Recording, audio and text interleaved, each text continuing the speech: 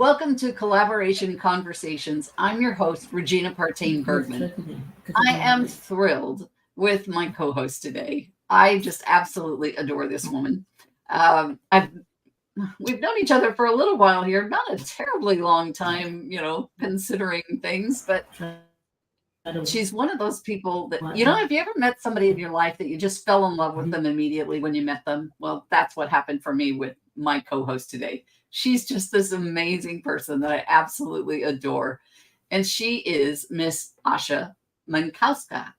Asha, welcome.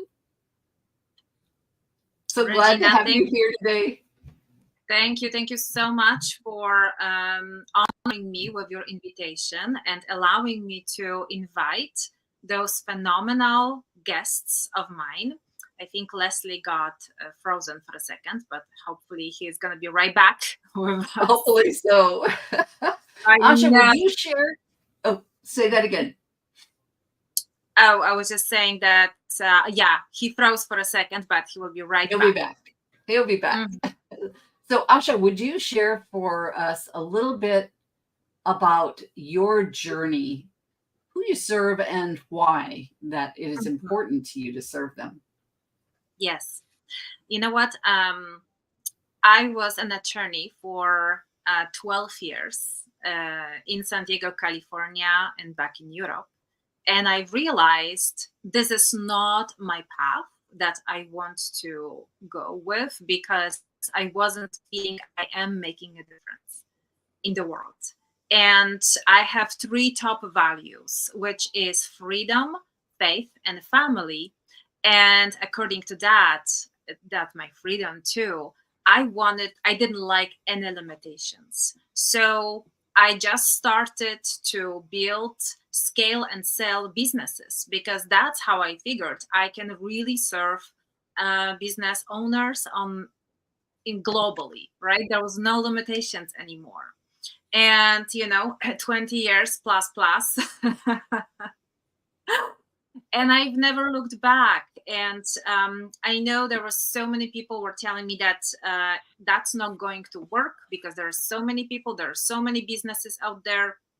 But here I am, recognized by Forbes magazine as one of the top business mentors in US. I had an amazing pleasure to speak at Harvard University, Yale, prestigious conferences, international conferences about neuroscience and neuroleadership. So it's been an absolute joy. And along the way, I've met phenomenal clients. I've built phenomenal businesses. I've met people that, we have a long-lasting relationship with, like the one and only Regina, that I just have amazing joy to know. And I'm really hoping that my guests are going to be the shining star of today's episode as well, because I can tell you, we met and everything just clicked. At the same happened. I was actually honored to be invited to their amazing networks, because they are global leaders as well. They love collaboration. So when you invited me today, I thought, okay, who else will be better to invite? And I see Leslie is getting back.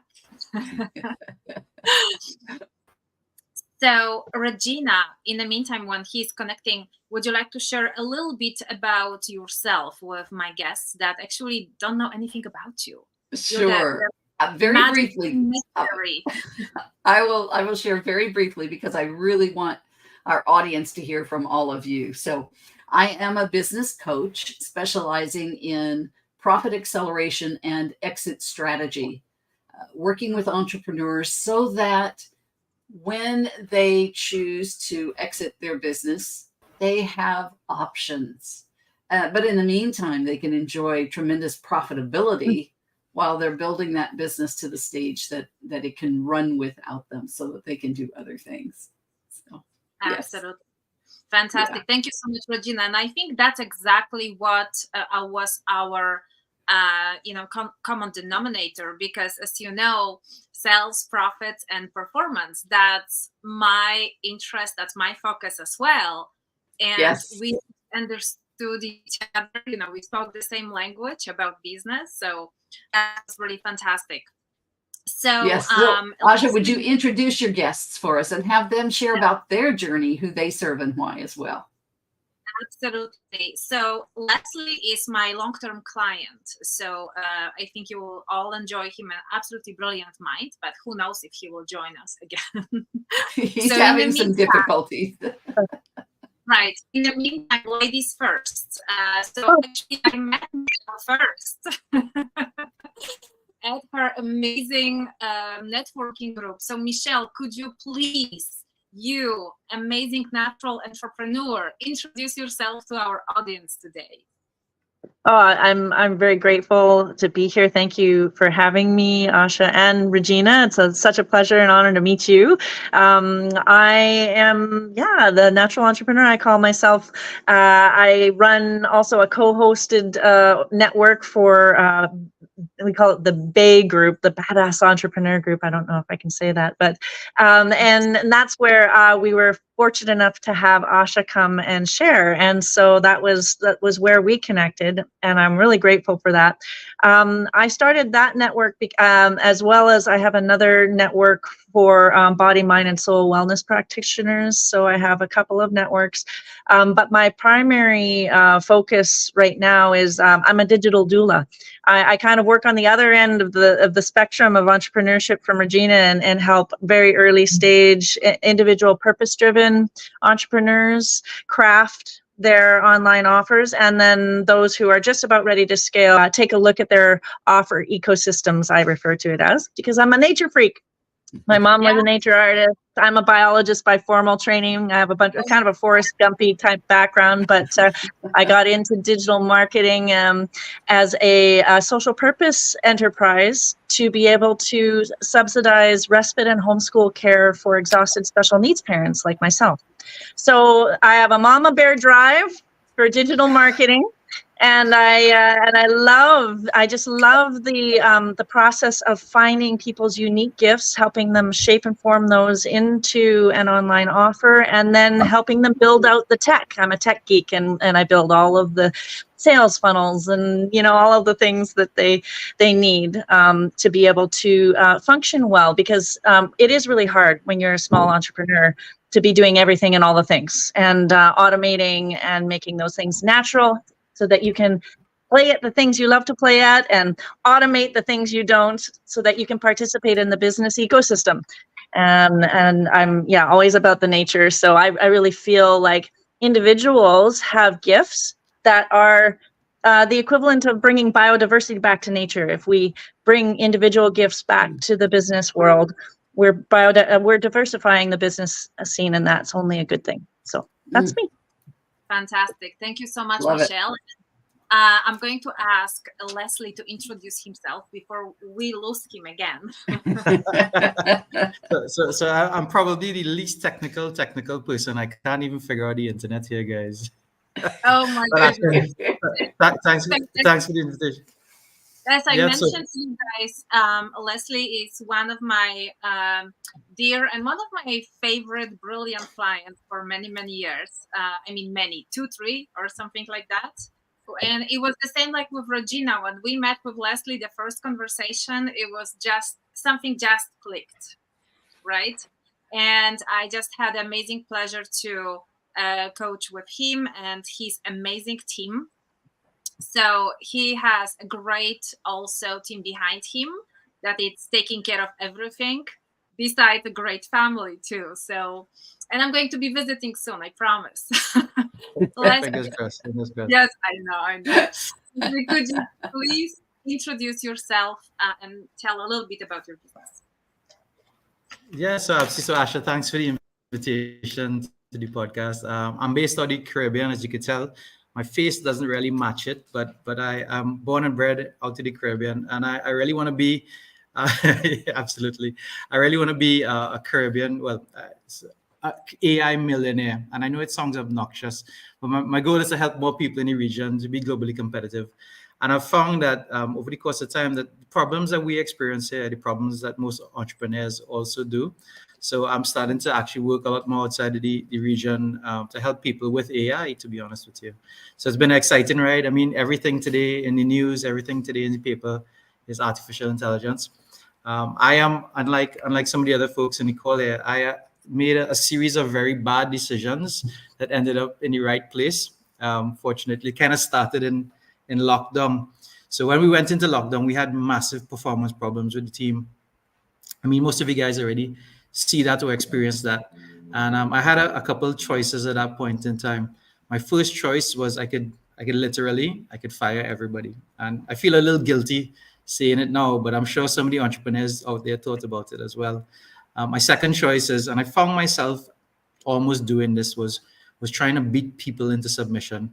So I was on Zoom calls, I was raising my voice a little bit, and my third choice was to find better ways for them to work. Fortunately, we had some experience in AI, and we started to apply AI to individual tasks in their businesses. And what was interesting is that performance went right back up through the roof right away when we started to use AI.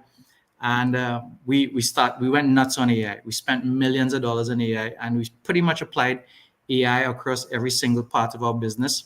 Now, it's not something I recommend like from the get-go, but we turned our outfit into basically an AI R&D shop. And my team, they were basically losing their marbles for almost 2 years. But as we came out of it, we took like the best of breed AI, well over 200 systems. We took my subject matter experts, their frameworks, we tied it in together. And then we took our processes. And this year we're going to launch an application. I've bought pretty much every app out there, and I haven't seen anyone approaching like this. But in a nutshell, when I look back on where we are today, if you think about what anybody ever done any time management training, like time blocking or anything, anybody done? Yeah. So you have an 8-hour day, you do one task per 8 hours, and at the end of the day, you've done eight tasks. So by the end of the year, the typical person does 9,600 tasks.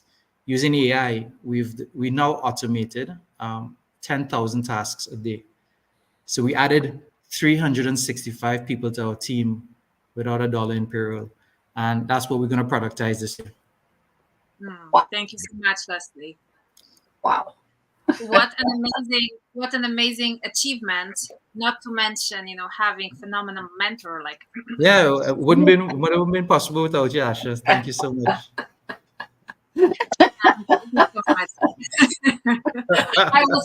I was too modest to mention. Thank you. You are definitely one of my phenomenal, brilliant, absolutely flexible people that can be resilient in any economy. I think that's what we exactly need.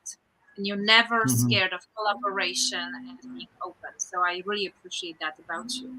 Joe, I've met Joe also recently, actually, when he invited me to his amazing networking event, where I had the pleasure to meet live great entrepreneurs and businesses. And Joe, would you please share a little bit about yourself and about your collaboration phase in your life? Sure, absolutely. So, Asha, thank you so much for inviting me. Regina, it's great to meet you. Leslie, Michelle, thank you so much. So, my wife and I own and operate an entrepreneur collaboration community called M3 Linked. And M3 Linked is a virtual collaboration experience that puts business decision makers, entrepreneurs, basically anybody in the entrepreneurial ecosystem together in very impactful virtual events. We work off of a custom virtual platform that allows full mobility within the event. So you can go to the people you want to go to, speak to the people you want to speak to, and it creates some amazing collaborations. We've been a part of the M3 community for over 4 years. We acquired the brand of M3 a little over a year ago because we were so in love with the idea of connecting entrepreneurs and creating collaborations. It really became a heart-centered mission for my wife and I. And as a result, when the opportunity presented itself, we acquired the brand. Now, we had been involved from the beginning, but we decided to take ownership of it and kind of move in some different directions. And the directions we're heading is towards creating a higher level of collaboration between entrepreneurs. We've created a learning management platform. We've created additional experiences and opportunities for entrepreneurs to meet other entrepreneurs. See, on the subject of collaboration, we believe that every entrepreneur out there is usually only 2 or 3 significant connections away from breakout success. It just those few couple of connections. And that's kind of where we operate within that realm, helping people to make those types of connections. And, my background professionally, I've been in sales and business development for over 35 years. I've worked with Fortune 50 companies all the way down to startups. And the work that I do now in the sales space is still centered around collaboration. I help coaches and entrepreneurs create breakout sales success through my own proprietary sales methodology, something that I've taken from those 35 years of experience and created a simplified way for people to sell relationally. And it really has kind of helped many, many people. In fact, across my career, I've had the great fortune to have coached, trained, or mentored over 3,500 people. And at its core, the work that we do centers around collaboration, how you build better relationships, how you communicate better. So we're thrilled with the work that we're doing with M3 Linked. We were super excited to have Asha as a guest. And we love the idea of connecting entrepreneurs and other people so they can collaborate and get the help and resources they need to grow. And that's a little bit about myself and what we're doing. Thank you so much, Joe. I really appreciate your joining here today and sharing your message as well about collaboration. My Regina, pleasure. would you please Yes. amazing questions, discussions, whatever you like. Yeah. So, there's a couple of different ways that I could see we could go here. I heard multiple types of collaboration as you were introducing yourselves. One that I didn't expect to hear was Leslie, really a form of collaboration with AI. So we had AI collaboration and we had people collaboration. And so I think where I want to go to start is just, you said something, Joe, that I want to come back to. You said that, people are probably 2 or 3 significant connections away from those connections that would give them that breakout success. How do we help people to make those connections? I mean, yet you have networking groups, we have, those kinds of things. But how do we help them really zero in on the connections they need to make and to make those connections and then make them, I don't really want to use this word, but make them profitable? In other words, how do we get the most from that connection while still giving in that connection? Because collaboration is not about receiving, right? It's about giving and receiving. So how do we help people to take advantage of making those connections and using them to move their business forward while helping others in the same process? Anybody and everybody. Joe, you're nodding your head. I want to hear from you first. Sure. You're speaking my language, Regina. I know. So, I think you said it well right there at the end. It has to be about the other person. And I think exactly. Too many times people go into anything, whether it's a networking opportunity or just the opportunity to meet somebody else, and they're so focused on what they need that they miss a golden opportunity. So I think the first thing we all have to agree on is you have to take the transaction out of your mind and focus on the relationship. Build the relationship, learn about that other person, get to know them on a deeper level. The transactions, the business, the opportunities, they'll come, but only if you build a solid foundation of a relationship. And we talk about it a lot in our community, where we say we're relationship focused, not transaction focused. And I think that really says a lot, because I think that's what creates strong collaboration. And I'd love to get everybody else's opinion. I think that's one of the things that helps people collaborate at a very high level, making it about the other person. Yeah, I 100% agree. Michelle, I know you're dying to say something Oh here. no, it just feels natural to me, and I feel like humans have are just coming home to this more Yes. natural way of doing business, and Yes. in nature, systems are like that. You don't get food unless you have a bee and a flower and a pollination, and systems work together. And so I see these collaborations as sort of each of us playing our function and role in an ecosystem, and when we each play our role and do our thing and work with the others, we are actually naturally building a whole that's better. And so it comes down to balance and give and take, like Joe said, and in a sense, these old kind of like intellectual human designs of left or right, or business or nonprofit and government, like those are kind of artificial divides now. And that's what I love actually about social entrepreneurship, because those are kind of the collaborations I like to work with, is how do we use a business driver, an economic driver, to solve problems, human problems and social problems that the systems are failing us on. So that's my bit. Excellent. I love the term ecosystem, because I think way too many of us as entrepreneurs are focused in only on us and our business, and we're not reaching out and being part of an ecosystem, or creating an ecosystem. So I love that. Yeah. Leslie, your thoughts? Yeah, a great thing. If you think about the Caribbean, it's actually not a very big space, right? Right. So the way we've always been brought up to do business is think long term, is in building a relationship, because it can't be transaction. You can't just move from one person to the other person, because you run into people really, really quickly. But if you think about the Good world point. today, yeah, the world is getting much, much smaller. It's a global Yes. place. Like if you look at this webinar alone, like we're from different countries, all of us. And we're here collaborating on this conversation. So I think if you think long term, and that, if you enter into a conversation hoping that you can serve the other person, usually, and that's kind of the first conversation I had with Asha. It was meant to be 15 minutes, and I think it turned into 3 hours. So I can't imagine. Right? I say that with love, meaning I absolutely love talking to this woman. absolutely. I love what Leslie said, though. I grew up in a very, very small town, and it is the same thing. And I love how also, Leslie, you work with automating the things that are kind of that old systemic stuff that we don't need to, so we can get to the actual good, juicy stuff of what it means for service. Mm-hmm. Yeah. Absolutely. Asha, your thoughts on this?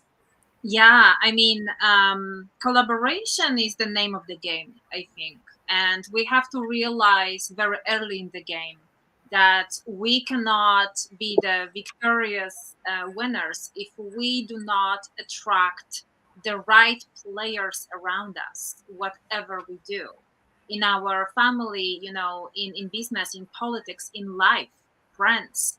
And it's so important to attract the right people that are in alignment with us, in our mission, vision, values, and whatnot. Because only then, let's say people who are transactional, or businesses who are transactional, are mostly scarcity based.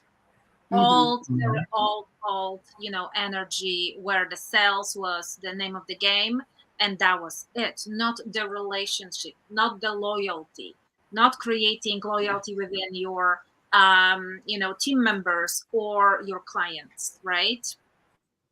Now it's completely different. If we attract people coming from abundance mentality, that's when the collaboration will make sense. Because also some of you said, people, instead of going into the relationship with the mentality, what's in it for me, right? They will think, okay, how can I serve you? How can I benefit you?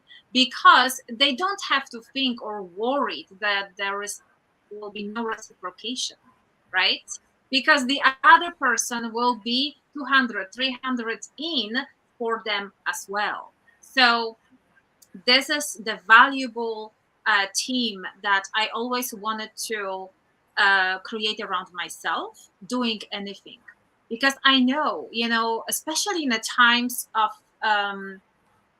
maybe recession, difficult times of challenges, being alone is very difficult. Yes, we can be the strongest, the most independent people, entrepreneurs, leaders ever, but we still do need support. We still do need amazing people around that, inspiration, motivation. And that's exactly what the right team in place, the right collaboration partners will give us. Wouldn't you agree? Agreed.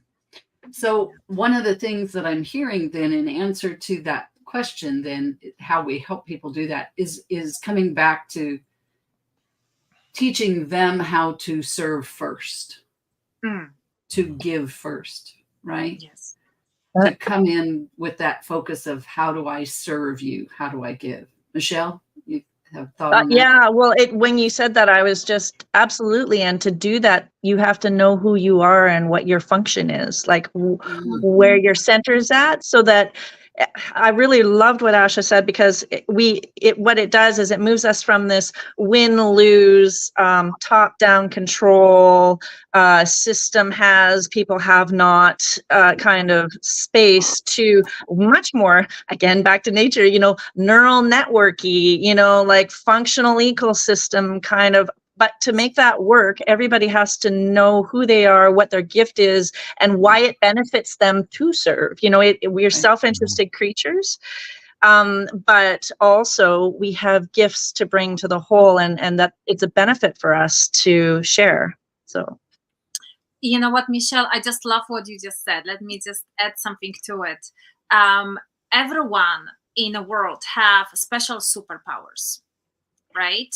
But we were taught to be the human doers, right? Go, go, go, go, go, achieve, achieve, achieve, achieve. And that's why we were not sometimes taught to look around who needs our help, who need our service. This is the point, how the businesses grow, how our personality grow too.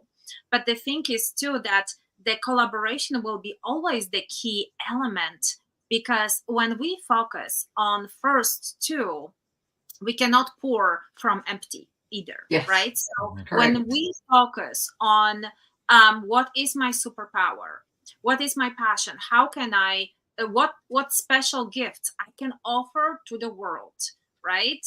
And I will also open up to receive, because it has to be both. Only then the collaboration will be most fulfilling for all parties involved, right? So we start with give, but we need to be able to receive. Is that what I'm hearing, Asha? Yes. And that's, especially I think, and I could be wrong on this, but I think for a lot of women, that receiving part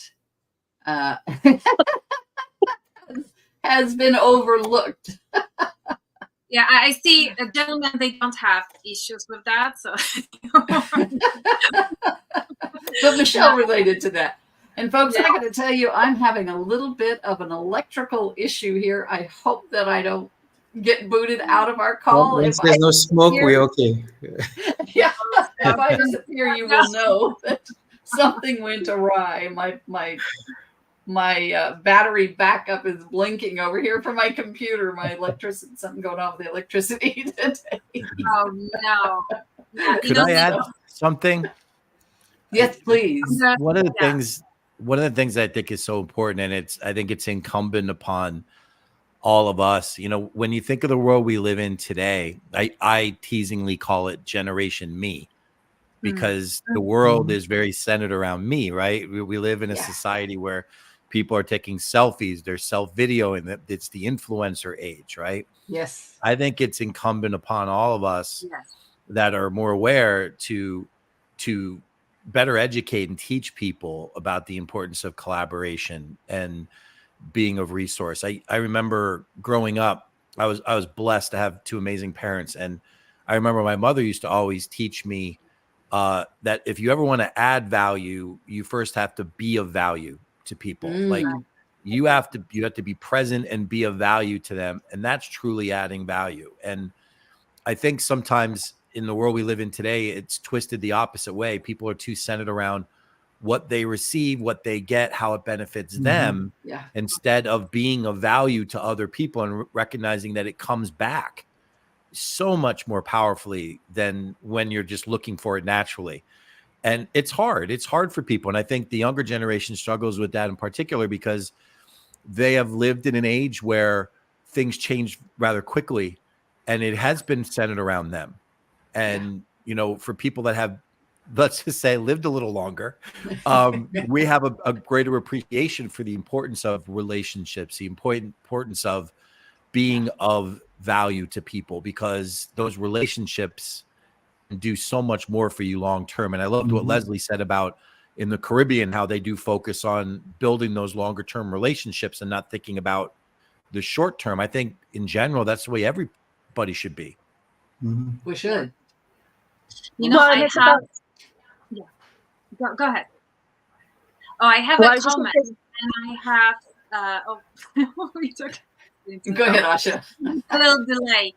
So I have a comment, and I will have a question too to all of you guys. So we had phenomenal conversation recently, actually, with Regina and with other guests too, about leadership. And also yesterday I had phenomenal conversation about being human being versus human doing, right? And in leadership and how that affects everyone else. And I really noticed, because my background is also in neuro leadership, where we really focus on communication and how work with teams and whatnot, right? But without explaining, I know that the old energy was all about your intellectual property, IQ and whatnot. And people really forgot about the emotional intelligence, that it's actually key in not only leadership and neuro leadership among us, but exactly about our teams and collaborations. So I would love you to speak about how do you envision leadership, and with conjunction with the emotional intelligence possible. Awesome. I could jump in just for a second. So I wouldn't say that I'm a natural leader by any means. Asha knows that I have. You are. I appreciate that. Maybe through your coaching, Asha, but I have very low emotional intelligence, and for years I really didn't pick up on cues that the team were given to me. So they would have to actually bash me on the head with something. You have to be pretty blunt, pretty frank for me to get that stuff. But what I realized over time is, and Asha just shared this, is that communication is probably the superpower that every leader should have, because sometimes you get to that level because of strong technical abilities, and it's not our ability to manage people, but being able to do that is a real superpower in of itself. And thanks, Asha, for teaching me that lesson really early on. Thank you so much. You are amazing, by the way, so stop it. Michelle, well, I really like what Joe said. And I think that for me, it comes back to accountability, respect, care, compassion, respect, but personal accountability. And there's been sort of three or so models, maybe a couple more that I've seen. I was fortunate enough to work in salmon recovery with Indigenous people, and I remembered very distinctly the executive director of the Okanagan Nation telling me, about accountability is the buck stops here, right? I am responsible for myself and my ownership, and I create my own reality. Is sort of the more spiritual side when I got into spiritual leadership and angles, is that we're actually literally creating our own realities. And so as much as, we might see things from the outside kind of impacting us, it's there's a pause in between when something happens and we respond, and that space we're responsible for our reactions. And then, even just, I also was a social worker working as a case manager for military veterans transitioning out of service. And even that model of leadership, all of the top leaders there were very much more about leading from behind, and even though they were responsible and had to direct, they understood that they were responsible when their whole unit was taken out. They were the ones left with the impact, so they knew that they were responsible. So anyway, I've experienced leadership and cutting it, and even in my own family, leading my son through the systems, trying to advocate for his needs and providing for his services. It always comes back to how you show up for yourself and how you take care of yourself and the people in your immediate connections, right? In your immediate collaborations. Yeah, Absolutely. I think that's a great point, Michelle. And, it reminds me of, there's certain things that stick with you that you remember that people share, right? And some of the earliest things, I'm sure you've all heard them, that I heard in my career, were things like, people don't care how much you know until they know how much you care. Yes. And I think that's something that needs to be embedded into solid leadership, no matter what the organization is. I think gone are the days of the absentee leadership, the behind the boardroom doors leadership. I think leadership needs to be front facing in a much more collaborative way with the teams they lead, because it's required. I think people expect it now. They need it more than ever before. Years ago, and I'm dating myself when I say this, years ago, you might only ever see the CEO in very limited instances, right? A board meeting, a couple of events, like they were almost like invisible leaders. And the reality is, in the world we live in today, leadership has to take the front line. They have to be seen as doing the job. In fact, I wasn't a military man, but I'm the son and grandson and great grandson of a number of very, very proud Marines. And one of the main Marine tenets in leadership development is that the troops need to see you do the job. Like, they need to know you're doing it. They need to see it. And that's where that collaboration comes from, because when they see you there, that connection is real. They can buy into the vision at a much higher level. And you can't be behind the scenes anymore in today's world. Absolutely. And we have to be the role models. That's why, collaboration and leadership is so important to me, because we have to start from the top, right? Then if people will see the great example, how is it done? And it's so natural, and it's so beneficial for everyone, and so inclusive, right? There are so many benefits, mutual benefits, and that's the key element of collaboration. I think the more people can see it and distinguish that not just me mentality, or it's no longer valid, it's no longer present, it's just going away very, very fast. Thank you so much, Regina. When you asked that question, one of the things I thought about, Asha, was I owned a staffing firm for a number of years. Yeah. And you may have heard me tell this story. I think I may have shared it on that show you and I were on the other day, but one of the 3,000 or 4,000 times. No, one of the things that I think was good leadership was making sure that the staff knew that everyone on the staff was important, just as important as they were. Yes. And that they were all hired for their own unique abilities and what they brought to the position. That, so I would have that conversation with them kind of on day one, and, you were hired because this is what you bring. This is who you are. These are the strengths, and, we hired you for that. But guess what? Every person on the staff was hired for their unique abilities and experiences and skills that they brought, and that they were all equal in that. That So there wasn't any internal strife going on amongst the staff. Now I'll back up and say that once my business partner and I got a call. We had gone out to breakfast together the day after having a team building event the night before, and got a phone call saying, "We just had a cat fight." I said, "Oh no, you didn't. That doesn't happen in my company."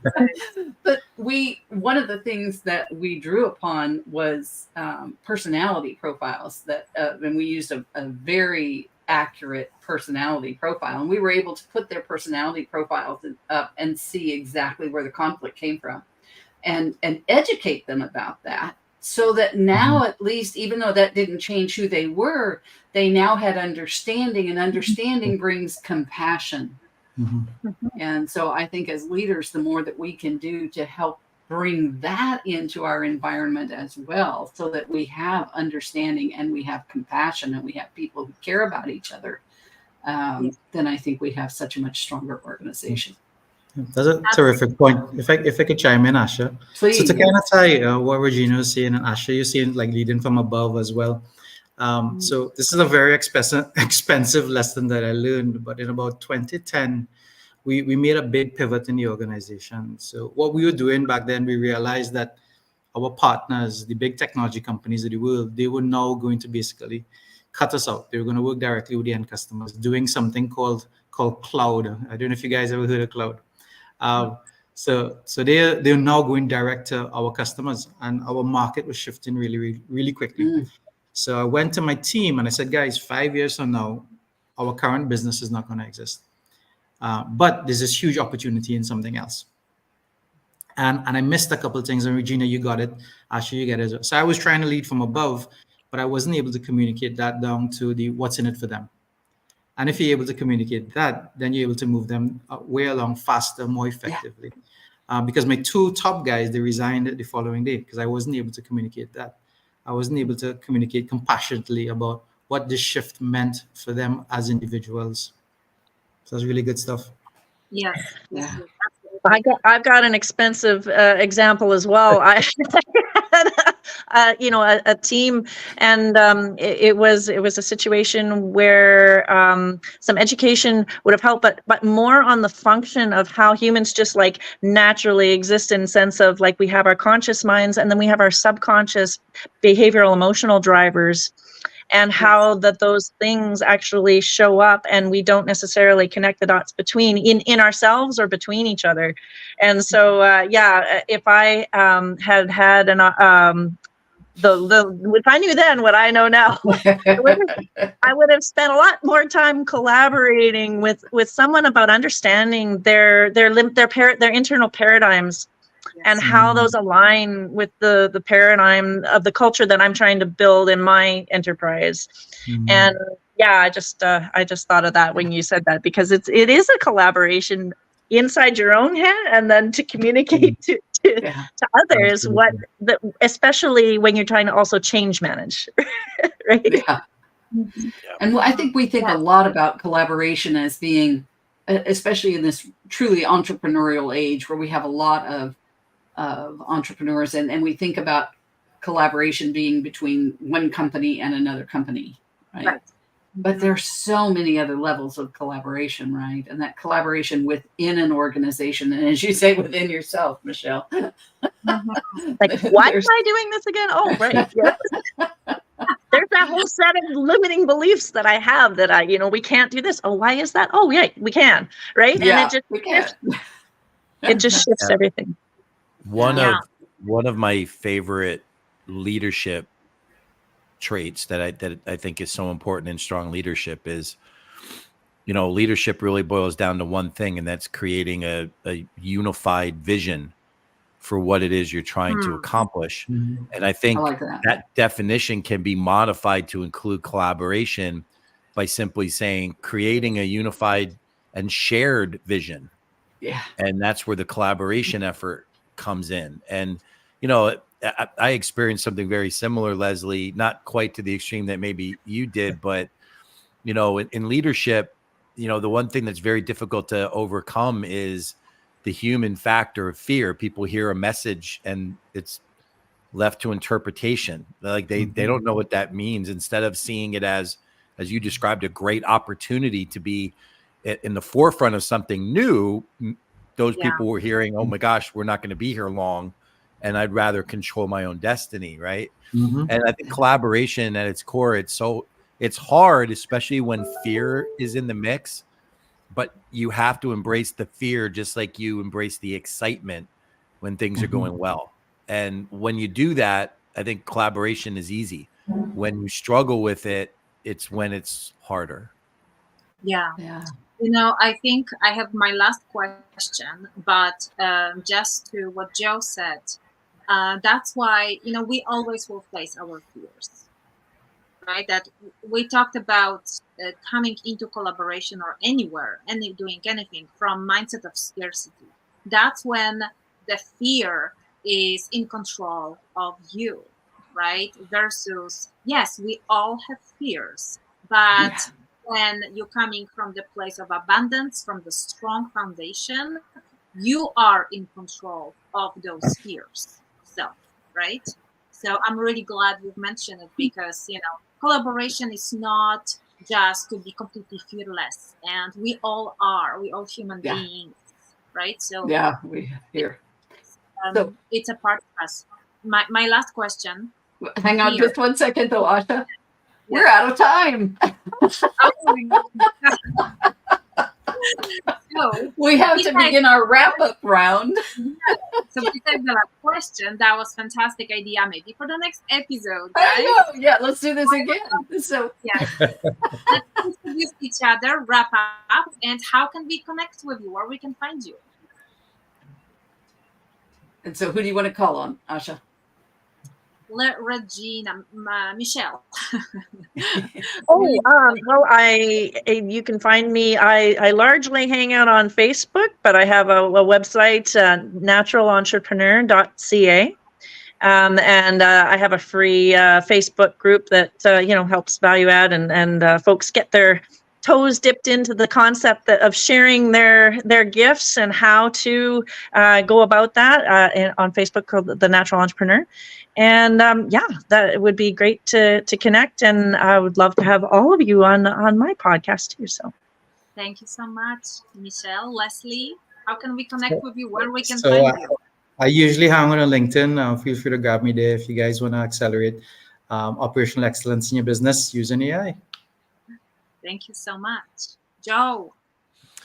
Yeah, I am usually on LinkedIn and Facebook, and you can connect with me individually just by texting the word sales to the number 409-509-7355. That actually connects to my digital assistant, and you can get right to me, right to my schedule to schedule some time to talk. Fantastic. Regina. And actually, we're going to skip me for the moment and go to Asha. All right. So I'm mostly on LinkedIn and Facebook, and please connect with me on acceleratedprofitsmasters.com as well. I'm looking forward to connecting again with everyone in deeper discussions and conversations. And obviously, Asha Mankowska, LinkedIn and Facebook. Thank you so much. Awesome. And let me just make sure I got that in there in the comments. I want to make sure I got you. I didn't get yours in there yet, Asha. So let me post that. So everyone's contact information is also in the comments on the different platforms that we posted on. So this has been wonderful. I appreciate you all being here so much. And folks, you can find me wherever you're watching this, whether you're on Facebook or LinkedIn, YouTube or Twitter. This is going out to all of those platforms. So wherever you're watching this, you can connect with me there. Regina@bridgeportstrategy.com is my email, and bridgeportstrategy.com is my website. So Asha, what a great group of folks that you brought to us today. Thank you so much. Appreciated meeting each of you, and you have totally added value to the show today. So thank you so much. Thank you so much, Thank Regina, you. again, for the great invitation, and everyone for accepting my invitation today and sharing your golden nuggets, wisdom with all of us. And I'm looking forward to the next conversations. Awesome. Thank And you, guys. Asha, you will appreciate that Kian just wrote in, great job, guys. Thanks, Kian. And we He's wanna- jealous. He's not here. And we want to thank all of our viewers. Please leave us your comments, your likes. You know, if you like what you're seeing, let us know. Let us know. And we hope that you will have amazing collaborations in your life. And we'll see you next time on Collaboration Conversations. Bye for now.